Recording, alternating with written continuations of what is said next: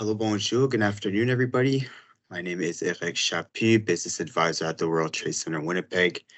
I would like to begin that we acknowledge that we are gathered on the lands in Treaty 1 territory, and the Manitoba is located on the traditional and ancestral lands of the Anishinaabe, Anishinaabe, Ininu, Denisilune, and Dakota Oyate nations.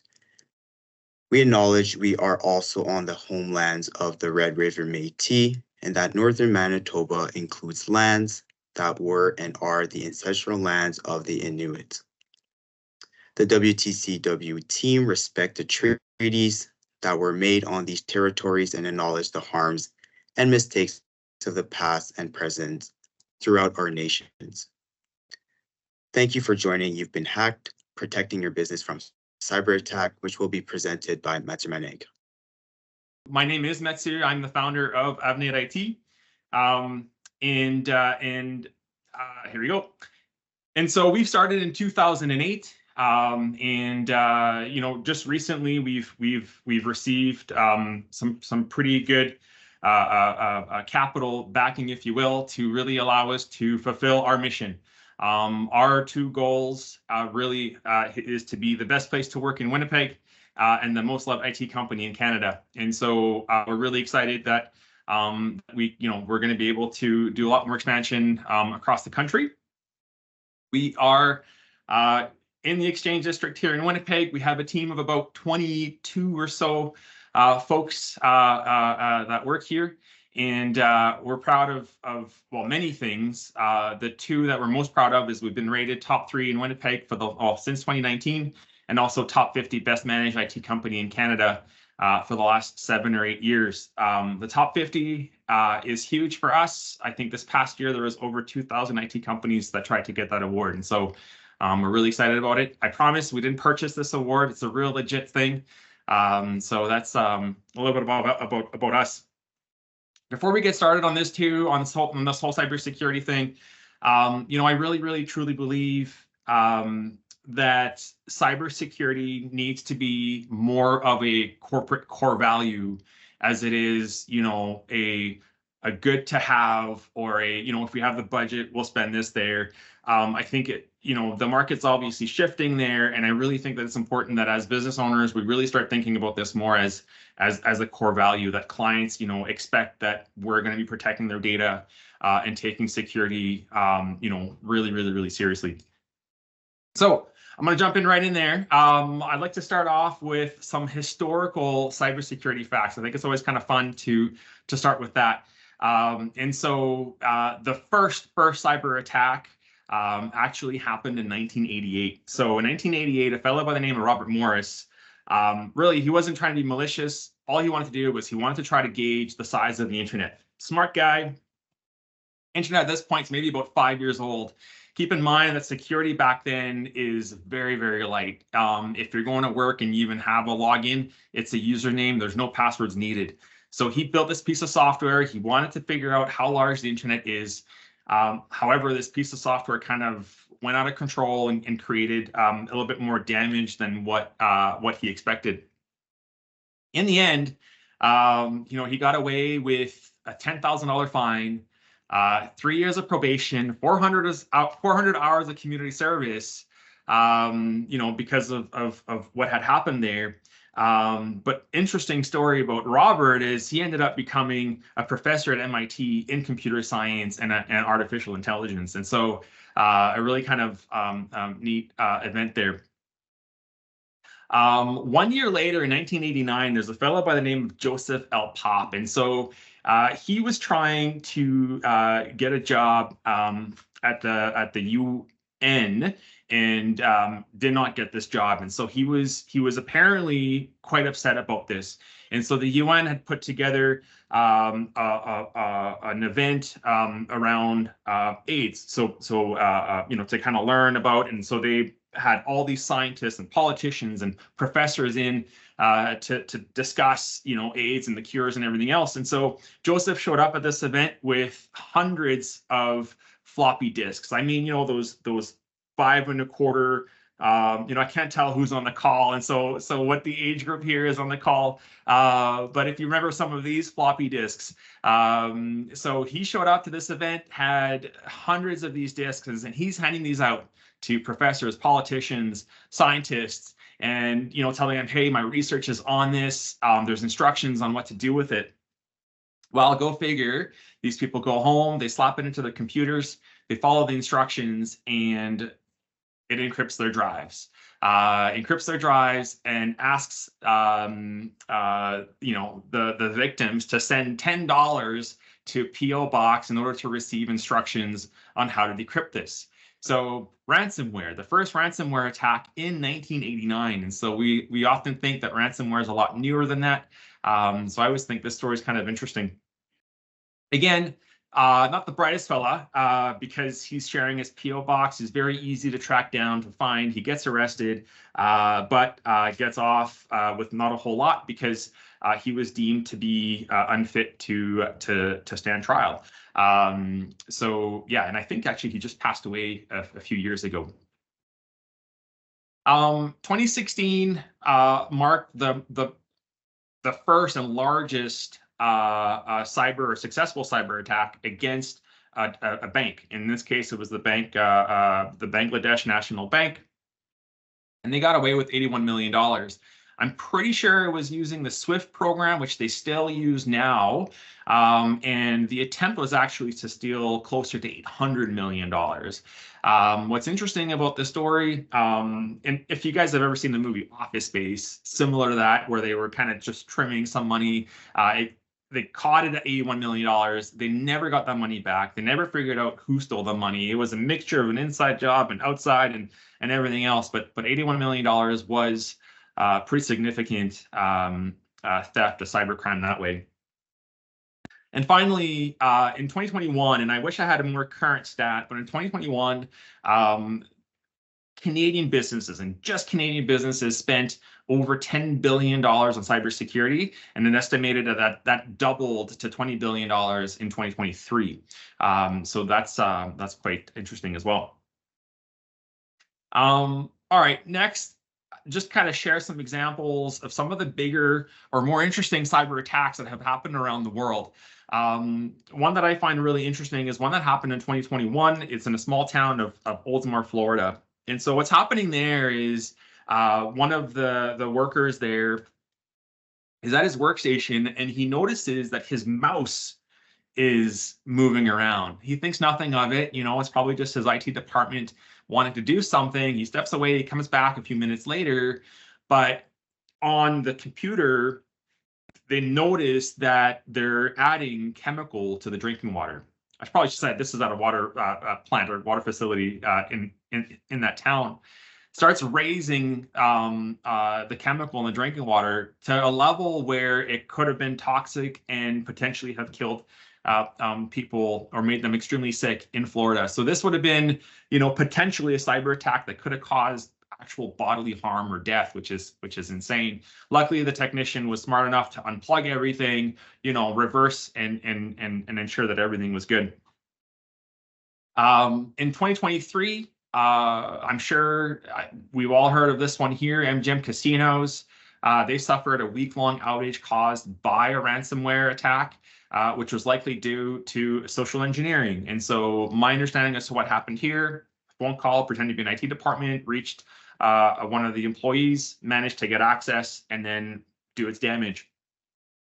I have a good friend of mine who was actually at MGM when this happened. She was checking in right when all this stuff was going on. And so she explained to me kind of how this whole thing happened, or at least what the experience was on her part when she went to the MGM casinos for this. And so mine, she went in to check in, but long lineup, none of the computers are working. So she was just told, hey, listen, we'll come and get you when we're ready, just go play. So she went and played, one of those slot machines. She wins money, but the problem is she can't get that ticket to go cash out. And so they're carting around these carts with money to basically pay people out. And then finally she gets her key card. So the key cards are still working for the doors, but that's pretty much as far as that goes, because everything else, the transactions were basically pen and paper. She gets to the elevator, And what MGM had to do is they had to hire, or not hire, but they had to reassign some of their executive staff and their administration staff to basically work the elevators. So the elevators will work just fine, but the phones inside the elevators weren't working. So they would sit in the elevators all day up and down in order to be able to make sure that, people were safe in those elevators. She gets to her room, key card works, which is great. She opens the door and just dark, completely dark.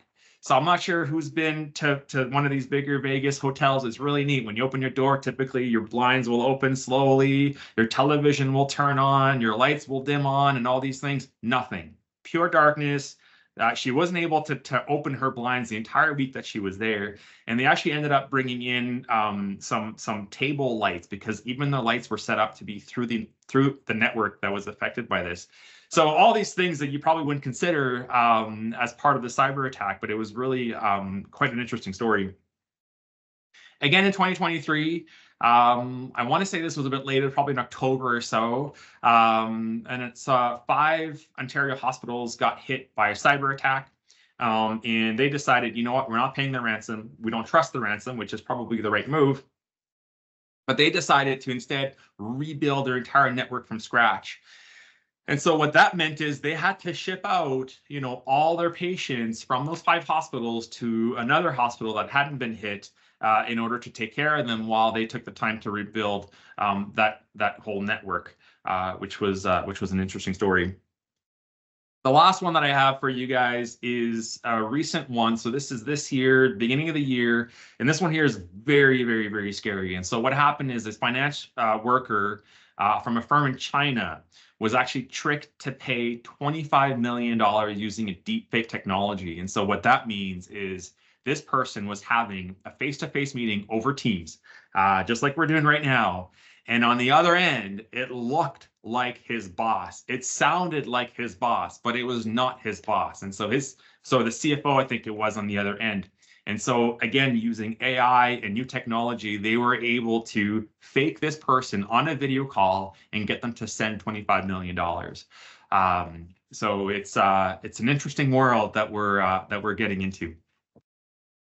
So what about local businesses? So let's share, I guess, 3 or 4 local examples here so far. I always like to start with Mr. Keem here from the Best Sleep Center. So in 2018, I remember driving and he was on CJOB and talking about how he had been the victim of a ransomware attack. Ransomware attacks at this point, it's kind of a newer thing. And so they wanted a ransom of $12,000. He's on the radio, super excited that he got that brought down to $6,000. The reason that I like to share this story is because in 2018, a ransomware of $6,000, which back then would have been like, holy smokes, that's crazy. But the average ransomware, and I'm not sure if anybody wants to try to type that in here, I'd love to get your thoughts as to what you think the average ransomware ransom is now in Canada. Or else I'll just say, because I'm not too sure how interactive we can be here, but the average ransomware as of last year in Canada is $500,000, so $500,000. So if you compare that from 2018 when that ransom was $6,000, it's a significant difference there for sure. In 2019, a municipality of Westlake lost about $450,000. It was stolen right out of the bank account. My understanding of what happened there was that somebody who's got access to that bank account had at some point, clicked on an email, username, password, realized, oh, whoops, this isn't it. But my understanding is that they didn't go and change their passwords. And so during the Christmas holiday, that bank account kind of just got emptied out, and they ended up losing quite a bit of money. A couple things that's interesting about this story. Number one, Christmas time tends to be a pretty significant time for cyber attacks because people aren't really paying attention, right? Most of the business world is almost shut down. Most people are taking that time off and they're not really paying attention to those kinds of things.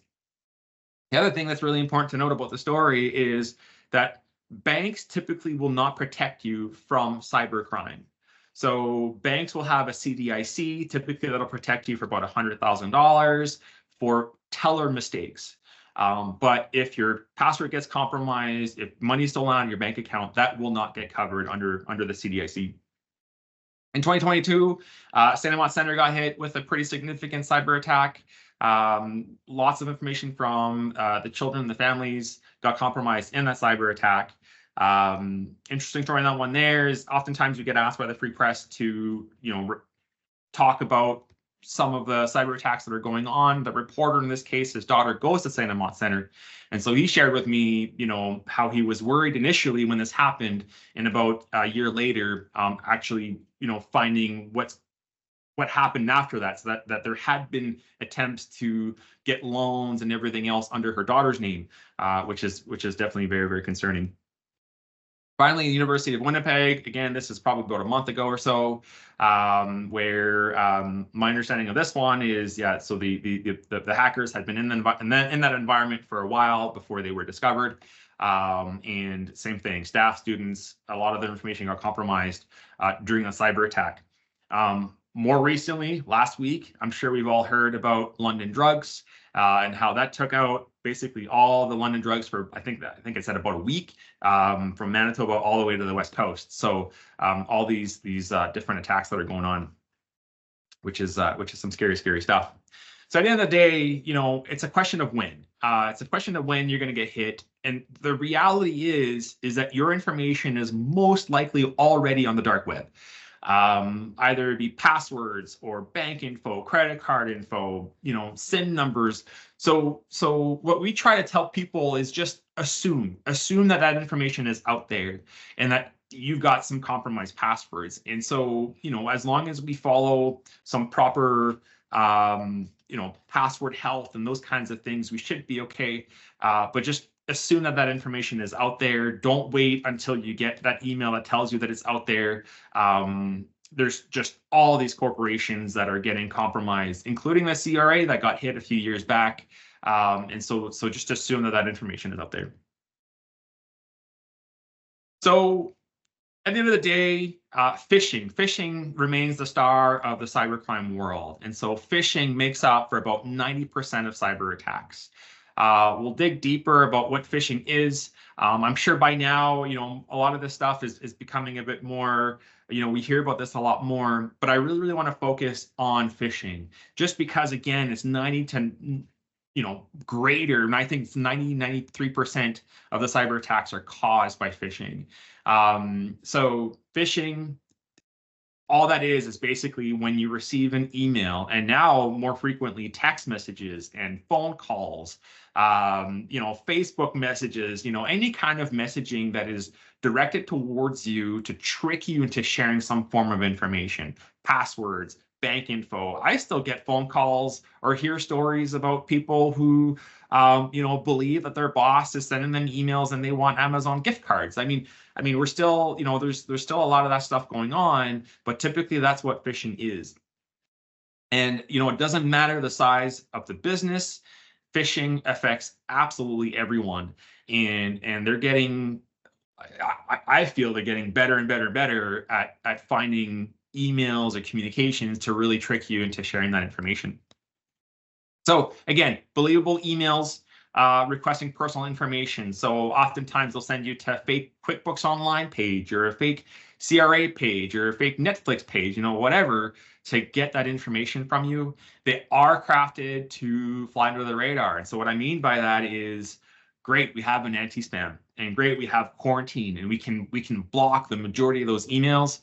Oftentimes we cannot block all of them, because as these solutions find ways to track and figure out who's sending you those emails and whatnot, the bad guys are figuring out ways to get around these different blocks and these different things. And so, so we got to be careful. We can't just assume that we got an antivirus and we're good. So it takes a lot more than lots and lots of due diligence for sure. So a few more facts on phishing. Since COVID-19 or since the pandemic, phishing attacks have increased by 600%. We'll talk about that a little bit as to why that is. 90% cyber attacks are caused, by a phishing email. And again, I kept this stat here on this slide deck. It's from 2019. Again, just to emphasize, right? So a business email compromise attack, the average loss is about $130,000 2019, whereas now we're looking at about $500,000. So I always find that quite interesting. So why are phishing attacks higher? At the end of the day, way more emails, right? The increase just from 2019 to 2020 was 72% more emails. Why? More people working from home. The pandemic caused a lot more of these remote workers. There's less centralization. We haven't sold a desktop in years, only laptops so that staff can be mobile. We have lots of clients where they don't even have office spaces anymore. If they do, they're working in there once or twice a day. So that is causing obviously more email communications and more ways for the bad guys in, if you will. 2020, 306 billion emails are sent every day, which is absolutely an insane number of emails there as well. We talked about this a little bit. Spam filters just aren't enough. We really just can't have, put all of our faith and trust in these emails or these email filters, I should say. So as part of our training, typically when we have our training platform for our clients, we like to teach them something called the SLAM method. And so this is basically different things to look for when you receive an email, just to make sure that they are legitimate. So the S in the SLAM stands for sender. So making sure that you trust the sender. So oftentimes what we'll see is, it'll look like the email's coming from Apple or from Amazon or even from the CRA or Microsoft, but then you look at the mail to or the link to where the email's pointing to, and it's pointing somewhere completely different. Sometimes it can dress that up too. So just definitely be careful. Next is the links, and same thing over here. So the link might say, get to the Microsoft login page by clicking here. But if you just hover your mouse over the link, it'll show you where the link is going to go. And oftentimes you'll notice that it's not going where it claims to go. Next thing is attachments. Never, ever open an attachment. And then the final thing of the SLAM method is the message. Read over the message. So typically what we're looking for is going to be some spelling mistakes, bad grammar, those kinds of things. But the problem now with AI and all these different things is it's a lot easier to write very convincing emails. And so that language barrier, those other issues there becoming less and less of a problem. What we've also been seeing happening quite a bit too, and something else to be extremely careful about that this SLAM method may not help you with, is that we've been seeing where emails are getting compromised. And so, for example, we have a client who lost $50-some thousand because the email that they received from their vendor was legitimately from their vendor. It came from their vendor, from their accounting department, with an invoice that they actually owed money on. And so it was a real invoice, everything. But the hackers had compromised the vendor's email account, looked at all the sent emails, took the email that was going to our client, adjusted the attached PDF, changed the banking info on that PDF and sent it to our client. So the sender's correct. The attachment, it made sense. It was their invoice. It added up. The message was correct. They paid the invoice. They lost $55,000. So even if you have all these things and everything adds up, but it's a legit client or a friend or whatever, pick up the phone. Pick up the phone. Never open those attachments. Call them. Did you send me this? Is this for me? Are you expecting this payment? And it's just, and it's so we're seeing a lot more of those, middleman attacks, if you wish. So who tends to be the most targeted departments when it comes to these phishing emails? High-level executives, right? Why? Because they're busy. They got so much stuff going on. They're maybe not paying attention as much. They got hundreds of emails to deal with. So that's definitely a pretty common target there. HR and finance team, we tend to see them get targeted quite a bit for obvious reasons. HR is going to have your personal information. They might have your banking information, those kinds of things. Same thing with the finance team. They'll have access to the bank accounts, the corporate bank accounts, and do what they can over there. The type of people that you got to be watching out for, they could be coworkers or employees or whatnot. But these are the ones that we want to, make sure that they're getting the training and make sure that they're paying attention to the SLAM method, the speed demon. So the folks that are just, click, click, click, click, click, trying to get their work done quick. The negative, uncaring, not my problem kind of employees. And the Sandman, so the potentially tired and overworked employee who may not be paying attention to what they're doing. They're kind of just working on autopilot. So those are the three to watch out for. Whoops. Here we go. So if you ever were to go on the dark web, and here's the thing, phishing kits are for sale on the dark web. And it's very, very easy for anybody to make an insane amount of money with phishing schemes, with how-to guides and pre-made kits to, start your pirating illegal campaign and whatnot. And it's really it's a neat kind of a business structure. I'm not promoting this. I mean, it might sound like this might be your next business venture here, but it's what I'm trying to say is it's super easy to find guides, how-tos, made for you packages to start phishing campaigns. You can buy the stuff on the dark web, and typically how it works, it's similar to a pyramid scheme, if you will. And so you'll have, the organization that's planning all these attacks and putting the stuff together.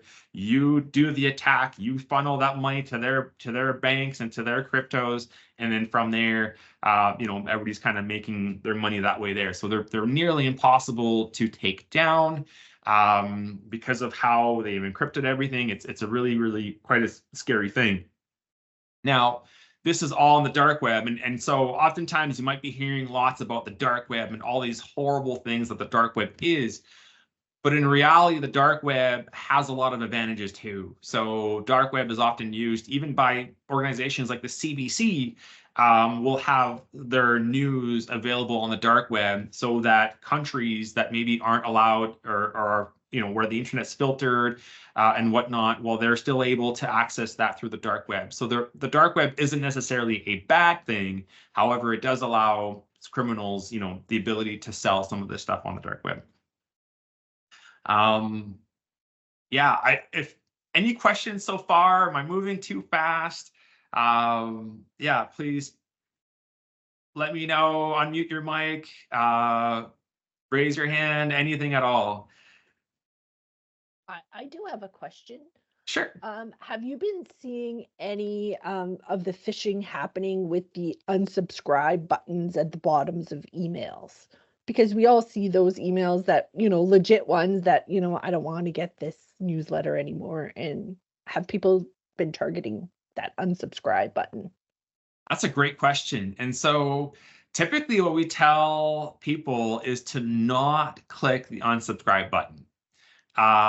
Because oftentimes what it is going to be an attempt to figure out whether or not we have somebody responding on the other end through that subscribe button. So if it is a phishing email, if it is a spammy email or anything like that, and especially for lists that you've never signed up for, oftentimes that's what it is. They want to know, okay, is there a real human reading this email? And is this a good target? Instead, Google has the unsubscribe feature baked into their Gmail. Outlook will have their junk or phishing reporting stuff in there. I would do that instead if you have no clue where this email has come from. Perfect. Thank you, Mathieu. Yeah, of course. Any other questions? All right, perfect. So I'm going to kind of jump into passwords a little bit before we open it up here. But I thought this was kind of a I guess neat thing here. But really, at the end of the day, password health is super, super important. And so, we think that you should treat your passwords like you treat your underwear. Never share them with anybody. Change them when they're dirty and keep them off your desk. So post-it notes under your keyboard, none of that stuff. We want to make sure that the passwords aren't there. Also, that's not on this list here. You don't want to have the same password on multiple platforms. You want to be managing these passwords in a password manager. That's it's encrypted, it's secure. It allows you to change or to have a different password for all these different platforms. Because again, assume that your passwords are on the dark web. If we have one of your passwords, there are bots and automation to try that password absolutely everywhere. They will get in. And if you have the ability, multi-factor authentication. So that's where you can use your phone. So you enter your username and your password, enter in a code that changes every 30 seconds, or they'll email you a code to your email address or text you the code. If your platforms allows you to do that, turn it on. Please, please, please, please. That'll definitely significantly reduce the potential of people getting into your account. Now, if you don't have MFA, this slide here, I find this slide to be extremely important or interesting at least. This is basically how long it would take for an attacker to get into your environment or into your platform, into your Facebook account, into your online banking account, whatever, based on the complexity of your password.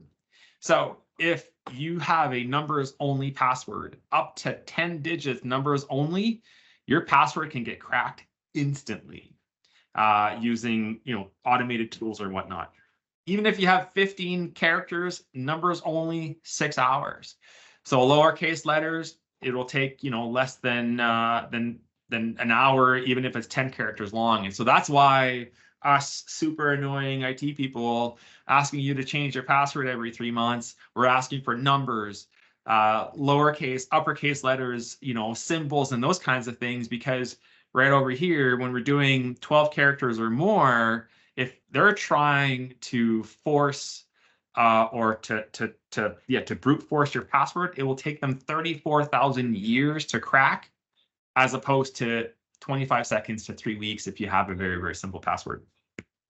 So I always think this is interesting. If you guys want to take a screenshot of this, I know when we do it in person, that's when all the phones are coming out and people are trying to take screenshots. Go ahead, and then I'll move on to the next one here in a second. But this one here for sure is always an interesting one. So finally, cyber liability insurance has been around for years and years and years and years. And so we've had, slides are gonna be shared with everybody. Perfect, good. So we've had cyber liability insurance for probably 7 or 8 years. And when we got our cyber liability insurance, it was very easy. It was just, hey, I want cyber liability insurance. I signed the paper, I was done. Now what we're seeing is forms and questions and a series of questions to make sure that your business can receive this insurance policy.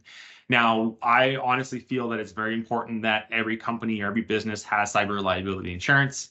It ensures uptime, the ability to be able to pay the ransom if you need to, although I've always come of the belief that you shouldn't have to, that you should be prepared for this. But there's downtime and there's costs and there's a whole lot involved with what happens if ever you get hit by a cyber attack. So we need to make sure that the client is recoverable and insurable. So we got to make sure that the clients have what they need to allow that insurance policy to be active. But also, if something were to happen and you do have that insurance policy, what can we do to make sure that the insurance company actually pays the bill? Right. And so as an example, when we've seen this, I'd say this mostly in the US, I've seen examples like this where you're filling out the insurance policy saying, yeah, we do cyber training for our staff. Great. You guys get hit with a compromise. The insurance company comes back and says, show me a report on when's the last time that you did cybersecurity training with your staff. And if they're not seeing that it's got done within the last year, they're saying, hey, sorry, we're not going to insure you, or we're not going to pay the bill. Again, I'm going based on some stories I'm hearing in the US. I'm not too sure how long before that makes it up to Canada, but definitely some scary stuff there. So yes, it's important to get the cyber liability insurance, but also making sure that you are insurable so that if something were to happen, that the insurance company will go ahead and pay the bill. I got one last slide to share with you guys, and this is basically the different data security layers. And so this is when we look at a client what are the different layers that we need to protect. So there's the human layer. We talked about that today. So phishing, again, 95% or 90-some% of the cyber attacks are that. So we need to build human firewalls. How do we do that? Training, testing, sending out fake phishing emails to see who's clicking on those. There's lots of different platforms out there to do that. The second one is the physical layer. Making sure that the physical components in your environment are secured, that they're behind closed doors, those kinds of things. Protecting your endpoints, so your computers. If they get hit, how quickly can we track that? How quickly can we find that? How quickly can we do what we need to do there? Network layer, the application layer, so the software that you're using, and then the data. How well is your data protected, backed up, secured, encrypted, right? I mean, Outlook depends which version of 365 you have. If you're emailing out account information, credit card information, SIN numbers, all those kinds of things, you should be encrypting that email. If you're doing it without pressing that encrypt button, then definitely you got to talk to your IT provider. So, so that's pretty much my last slide. I mean, next is just questions. Again, my name is Mathieu Manaigre. I'm the founder of Avenir IT. That's my email there. The phone number is for the business here. Visit our website. I am happy to answer any questions you have today or by email later. But I do think that it's important that if to me or to your IT service provider or your in-house IT, any questions at all, yeah, I'm happy to answer, and I'm sure that whoever you guys are working with would also be very capable of answering a lot of these. Thank you, Mathieu. Yeah, so we'll open up for questions. So if you guys have any questions, you can use the chat feature, or you can unmute and ask the question to Mathieu.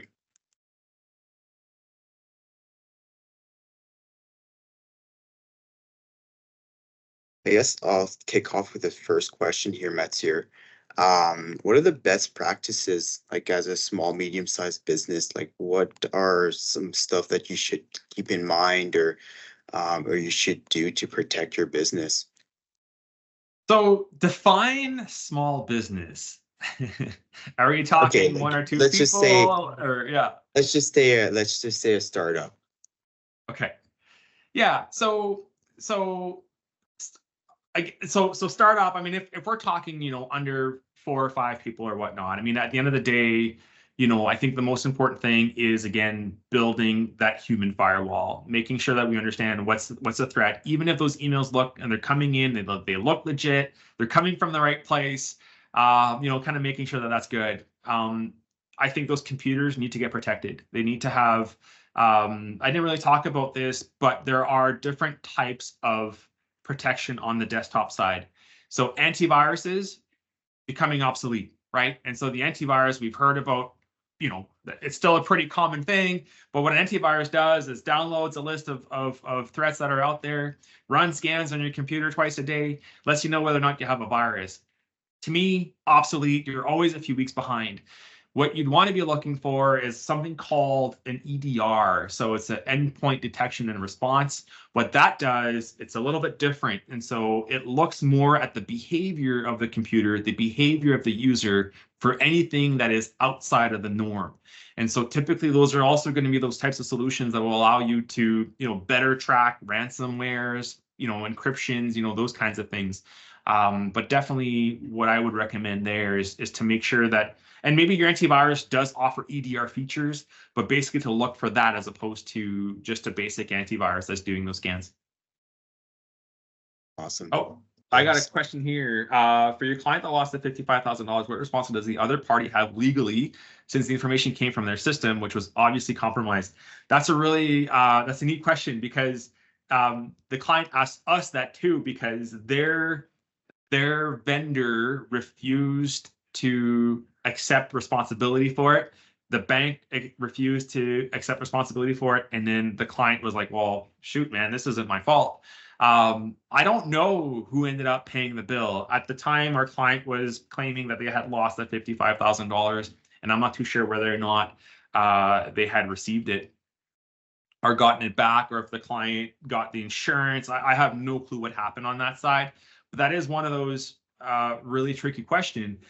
I would almost you know, how much of that's a good analogy or not, but contractor builds your house, you buy the house from the real estate agent, tornado comes through and destroys your house, you never bought the insurance. Who's responsible to replace that house?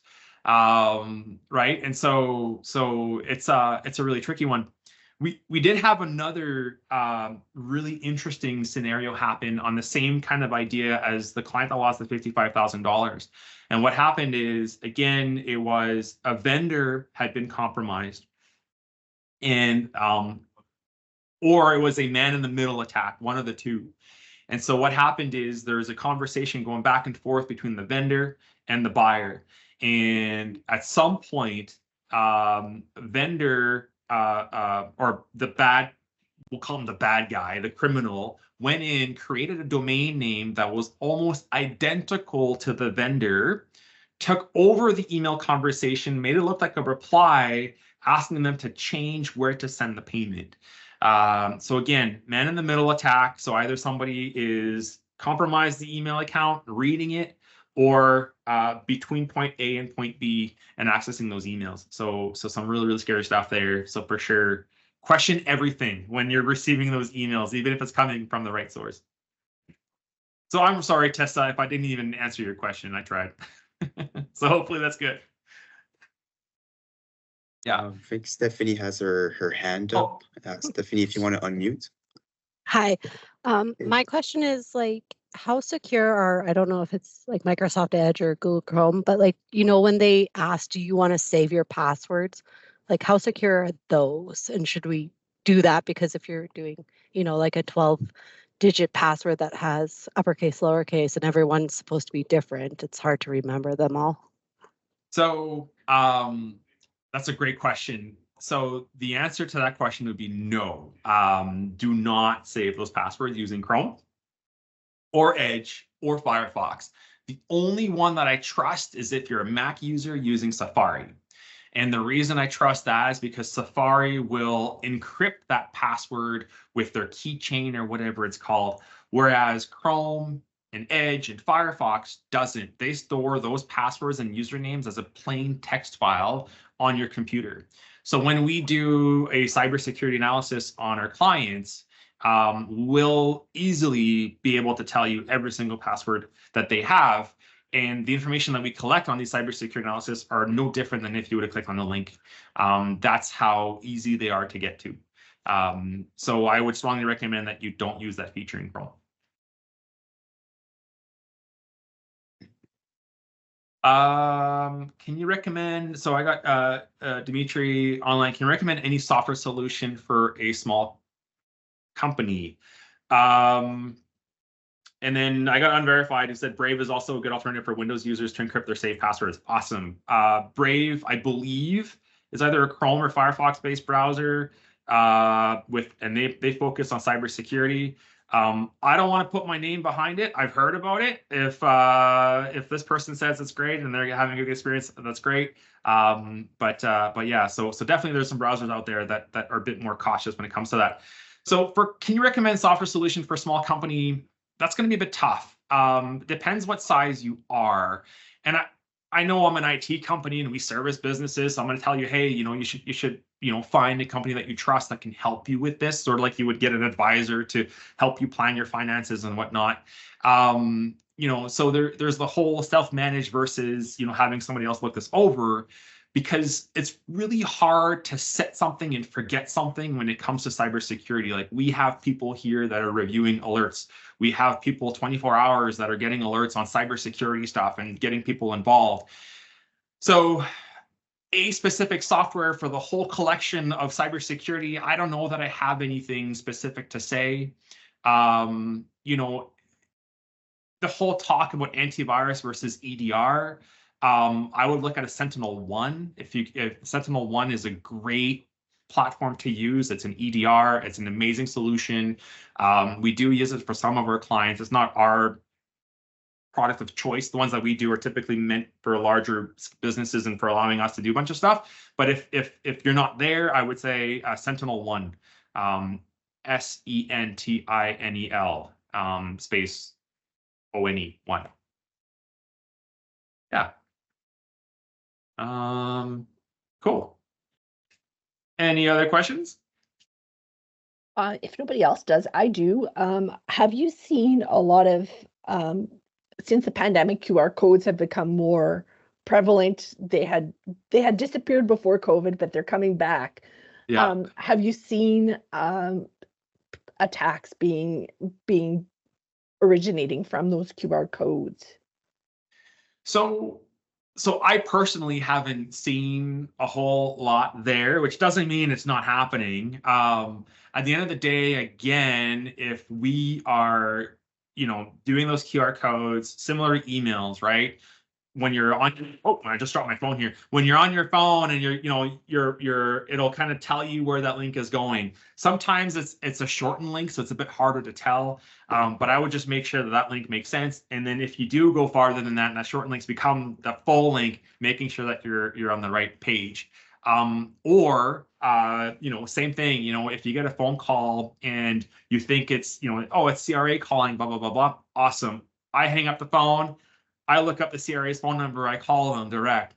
I would probably treat QR codes the same way. You're scanning on a QR code, you know where you want to go. Instead of using the QR code, I would just figure out, their actual website and go that route. It's more work, but it's a bit more secure. Yeah. Michelle, what's your thought using Dashlane? I don't even know what Dashlane is. Yeah, I'm sorry, Michelle. Is it Michelle or Michelle? I don't even know. It's a password manager. Oh, okay, cool. I think password managers are great. Dashlane, I'm not too familiar with. I know the ones that, LastPass is a common one. I use Zoho Vault. Zoho Vault from, is another one that I like a lot. We're able to use it with multiple people here in my administration team. And so we're able to share passwords and whatnot. So I can't speak on Dashlane specifically, but definitely password managers, I think, is a must. If you have a team and you got to be able to share passwords between you guys, I think that's a must, and everybody needs to have a password manager of some sort. For those who don't know, password managers, it's a piece of software. Oftentimes it's cloud-based. And so how that works is you're able to store your password in an encrypted format on the cloud, and then able to access it from your mobile, your tablet, your browser, multiple browsers. It doesn't matter. A few clicks, you're in. The way that they make that work is that it's encrypted on your desktop level. So even if that database gets compromised, it would be extremely hard, nearly impossible for the bad guys to decrypt those passwords. So it's a great way to share passwords securely with the team. It's a great way to store passwords and have them accessible on multiple devices. Yeah. So I don't know who this unverified person is, but I think he's an undercover cyber security guy here, because he's talking about Brave and he knows all the tools that are out there. So thank you so much, unverified 012. All right. Well, if there's no further questions, so I just put in the chat a couple upcoming webinars and events. So Tuesday, June 11th, accessibility in web design and social media. That will be presented by Susan and Deborah from Relish Adia. There's also Thursday, June 13th, navigating your privacy obligation as a business. That will be presented by Kendall from TDS Law. And we will have our WTC talks on June 26th at Tavern United. And speakers will be Christian Dandeneau, co-founder and CEO of ID Fusion Software, and then his sister, Andréane Dandeneau, founder and CEO of Anne Muller. So make sure to check those out. Again, thank you, Mathieu, for this great presentation. And again, it's, cybersecurity is something that, we need to think about nowadays, just because, again, with the technology, with AI, it's very important to have. And again, it's these type of presentations that we need to keep reminding ourselves to do to our day-to-day life. So I wish everybody a good rest of the day, and we'll see you guys in the next session.